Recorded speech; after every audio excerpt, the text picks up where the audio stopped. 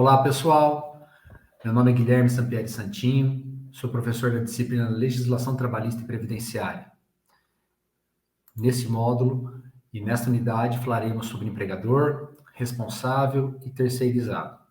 Pessoal, o assunto tratado daqui referente a empregador, responsável e terceirizado, ele tem a ver com a outra parte da relação jurídica existente dentro de uma relação de emprego. Então, se por um lado, no módulo 1, nós verificamos quem são os empregados ou tipos de trabalhadores, coisas relacionadas a esta estrutura, nesta aqui nós vamos verificar o lado relacionado ao empregador. Quem que é o empregador, certo? Qual que é a sua responsabilidade? E falaremos também de uma figura muito comum e muito importante hoje em dia, que é a figura relacionada ao terceirizado, tá? Muito bem, pessoal. Segundo a legislação, na CLT, o empregador é aquela pessoa, física ou jurídica, que assume os riscos da atividade econômica e que exerce a subordinação. A gente vai falar um pouquinho melhor sobre isso. Importante destacar que o empregador, ele pode ser a pessoa física, como a gente falou para vocês, ou jurídica, mas também entidades sem fins lucrativos, elas podem ter empregados, e eles serão então os empregadores. O que eu quero dizer com isso?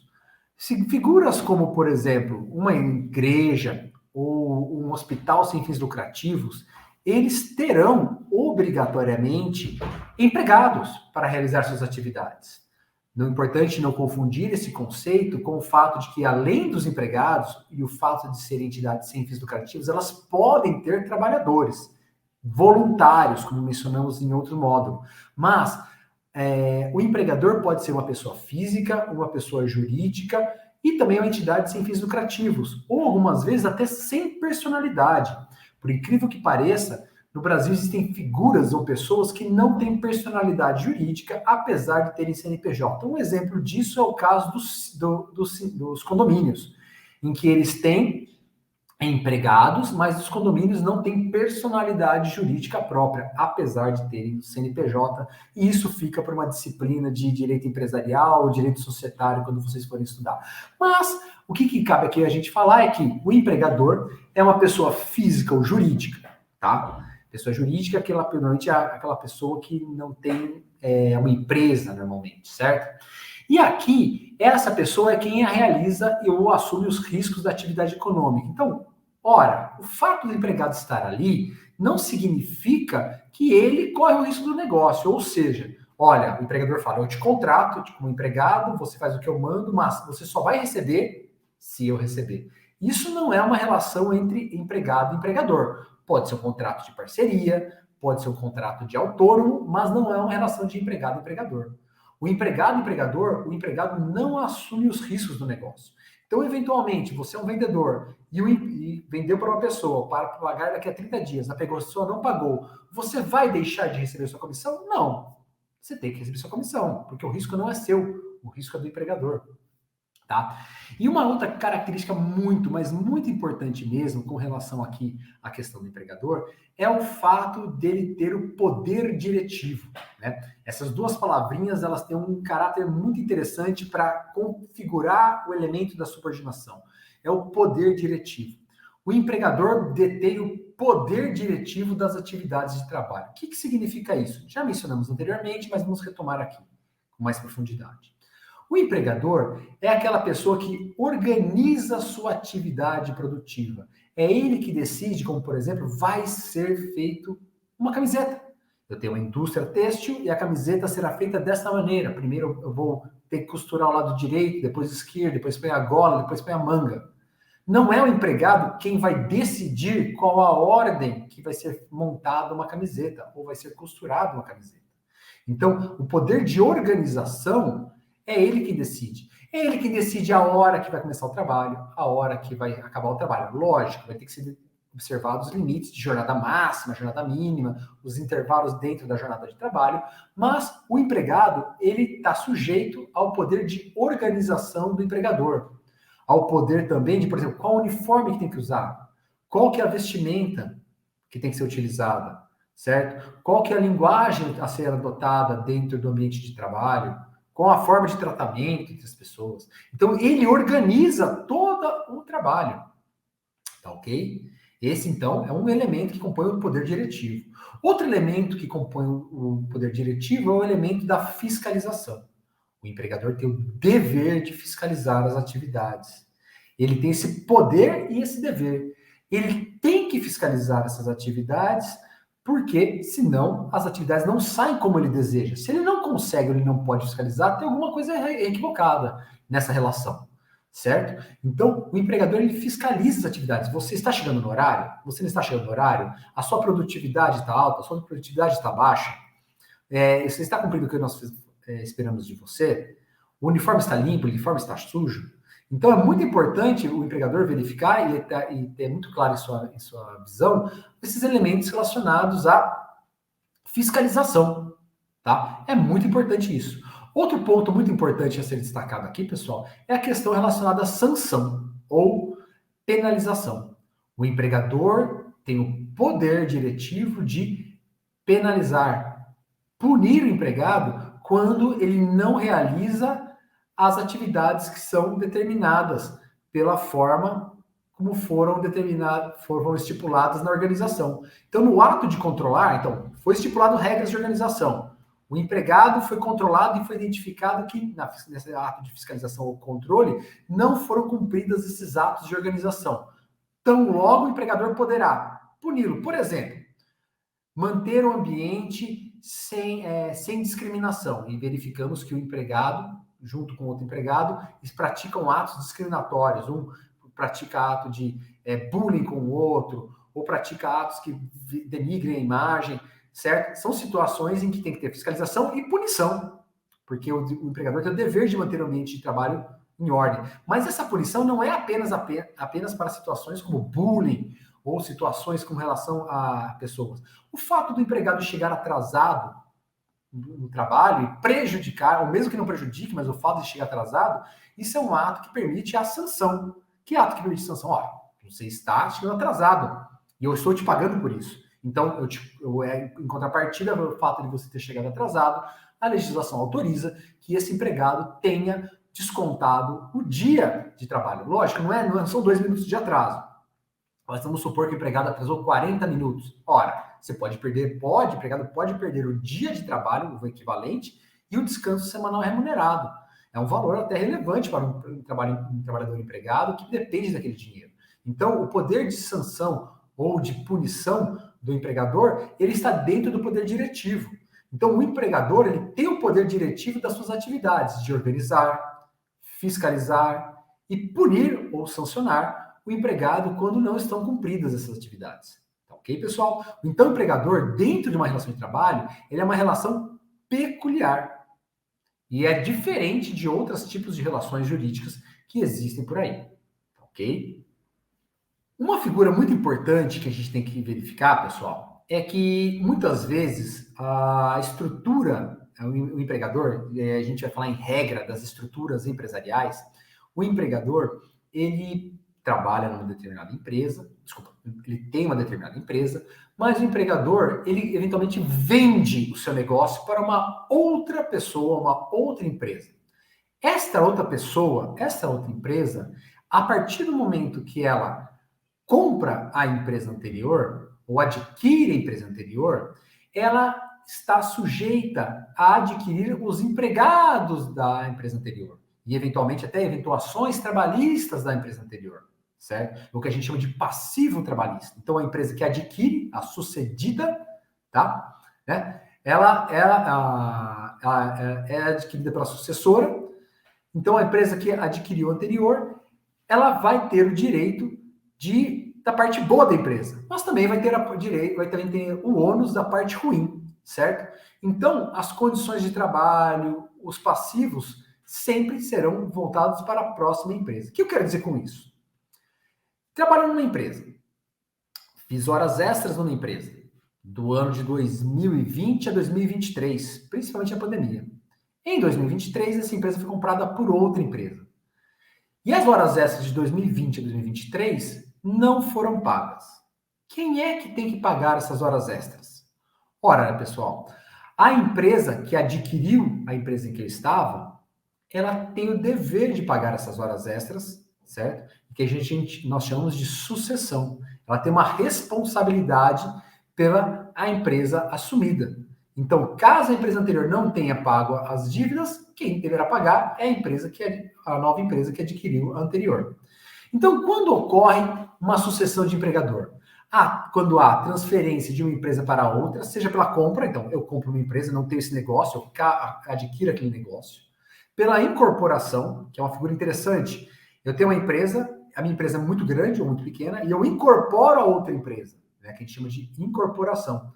É uma empresa, a empresa nova, a empresa velha deixa de existir, e ela nova, ela é incorporada pela nova. Temos também o caso de fusão, que é um caso interessante, que tem uma empresa de um lado, uma empresa do outro, a empresa A e a empresa B, elas desaparecem e criam a empresa C, certo? Esta empresa C, decorre da fusão das duas empresas, ela adquire dois passivos, o da empresa A e o da empresa B. Uma outra situação que cabe destacar com relação à sucessão refere-se à continuidade dessas atividades, certo? Por quê? Muitas vezes, como eu falei para vocês, eu posso ter trabalhado na empresa de 2020 e 2023, sair da empresa. E a empresa nova, ela demite todos os empregados da empresa velha. Ora, o fato de demitir os empregados da empresa velha não exime a responsabilidade, não afasta a responsabilidade da empresa nova pelos passivos trabalhistas. Tá? Mas, professor, eu ouvi dizer que se a empresa que comprou a empresa anterior, ela eventualmente ela tem um contrato falando que ela não assume nenhuma responsabilidade. Interessante isso. Acontece que este contrato, lembra que nós falamos que existem algumas proteções relacionadas o Estado realiza proteções ao empregado para proteger a relação de trabalho?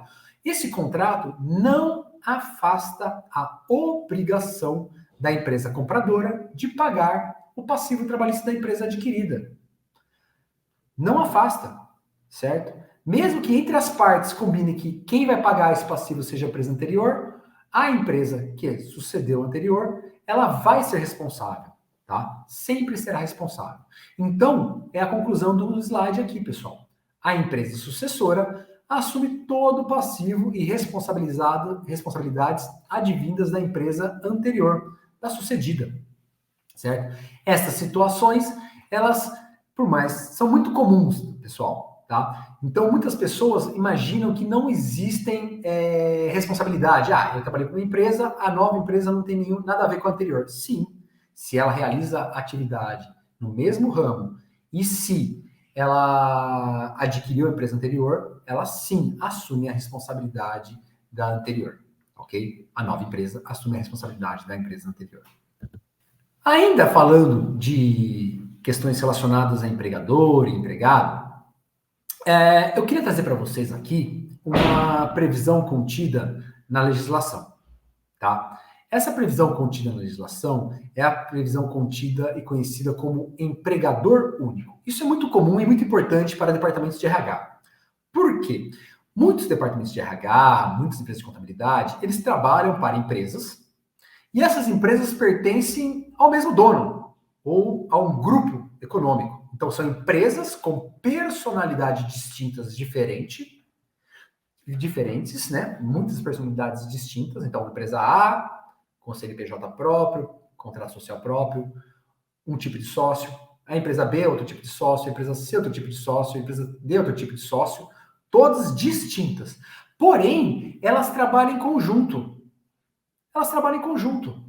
Por exemplo, uma empresa de celulose, em que uma empresa tem a parte da indústria, outra empresa tem a parte de transporte de celulose, outra empresa tem a parte de corte dos pés de eucalipto, outra empresa planta eucalipto, em 4 empresas distintas, mas elas trabalham em conjunto.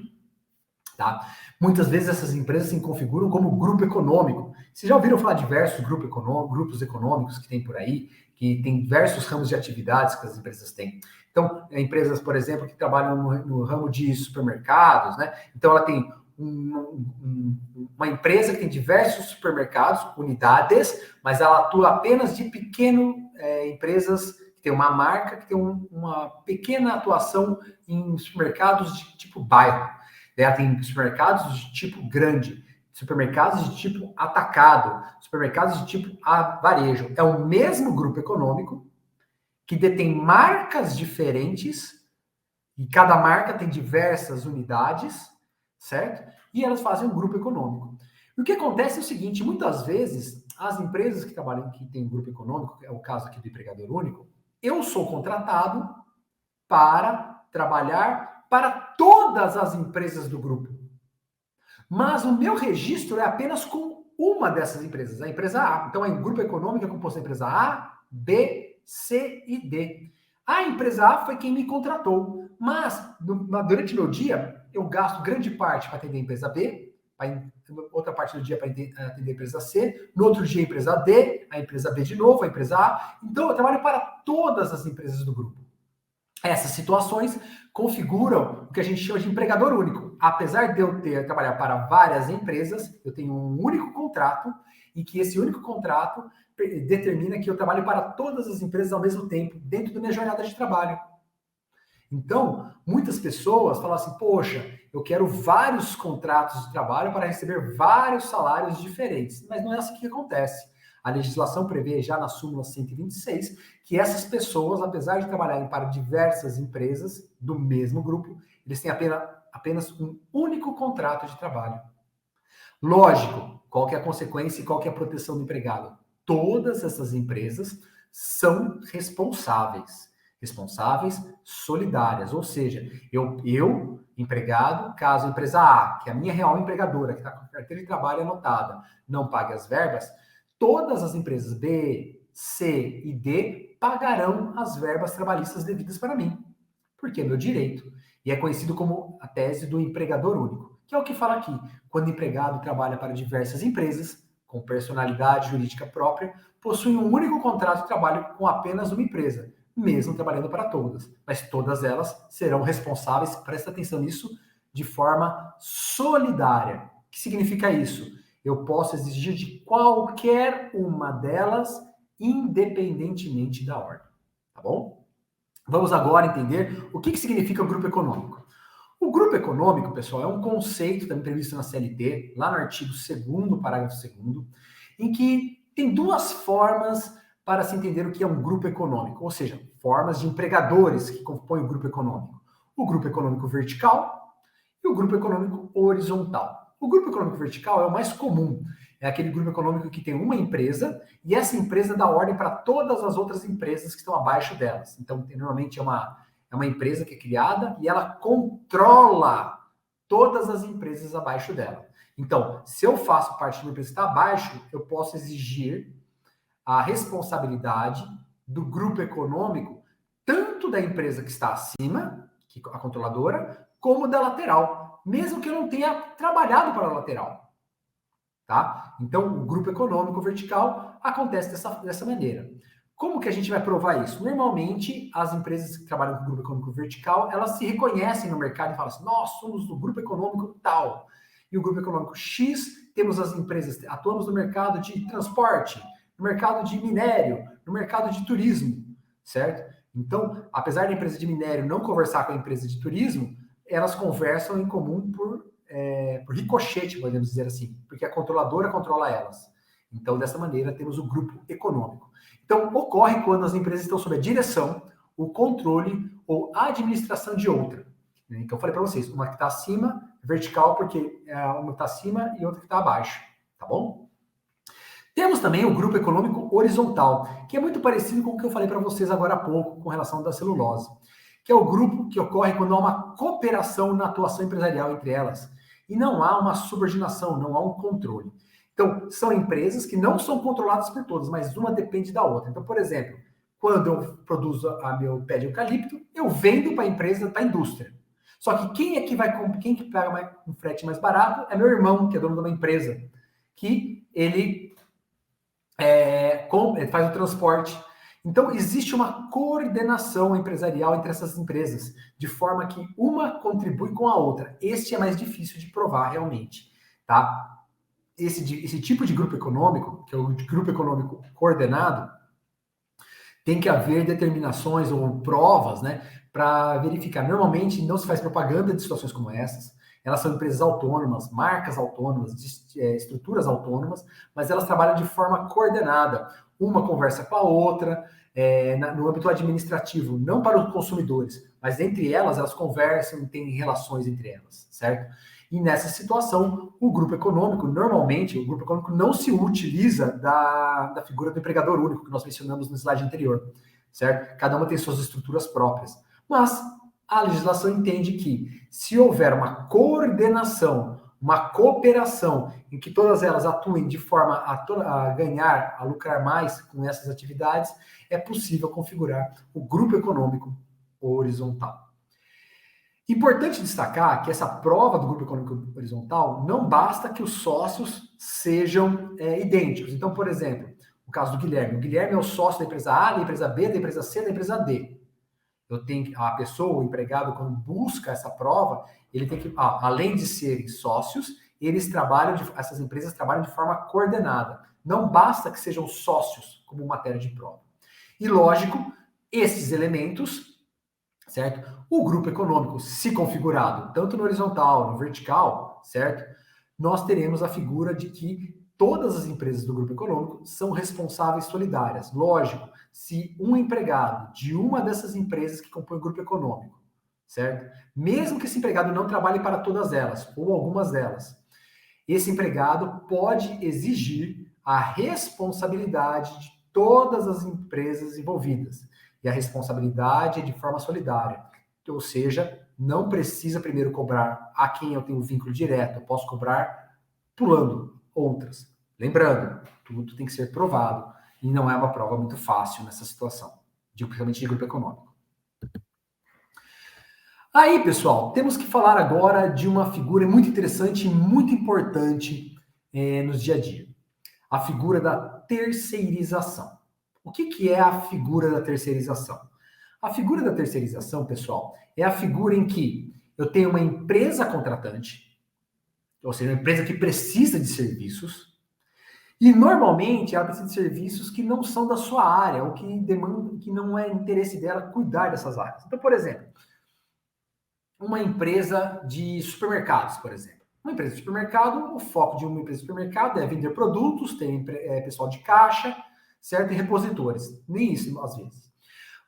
O setor de limpeza do supermercado, normalmente não é um setor essencial para a empresa, né? E o que acontece é que essas empresas elas contratam uma outra pessoa jurídica que presta serviço de limpeza. Esse supermercado também não tem interesse em ter pessoas que trabalham na área de vigilância, para ficar nas portas, para fazer a segurança, para que ninguém roube, coisas do tipo. Então, ele contrata empresas de seguranças terceirizadas. Então, uma empresa contratante, normalmente a tomadora, um supermercado, ele contrata uma empresa prestadora de serviços de limpeza, certo? Uma empresa prestadora de serviços de vigilância, para fazer esses serviços que normalmente ela não tem interesse em fazer esses serviços. Esse é um exemplo, tá? Então, o que a gente fala? Existe, então, um contrato é um contrato civil, não é da esfera trabalhista, entre a empresa contratante e a empresa prestadora de serviços. É um contrato de prestação de serviços civis entre a empresa contratante e a empresa prestadora de serviços. E a empresa prestadora de serviços, ela tem uma equipe de empregados. É verdade, uma equipe tem então 200 profissionais de limpeza. E esse pessoal de limpeza, ele trabalha no supermercado. Cada dia vai em um local diferente. Ou pode ir todo dia num local só, não tem problema nenhum.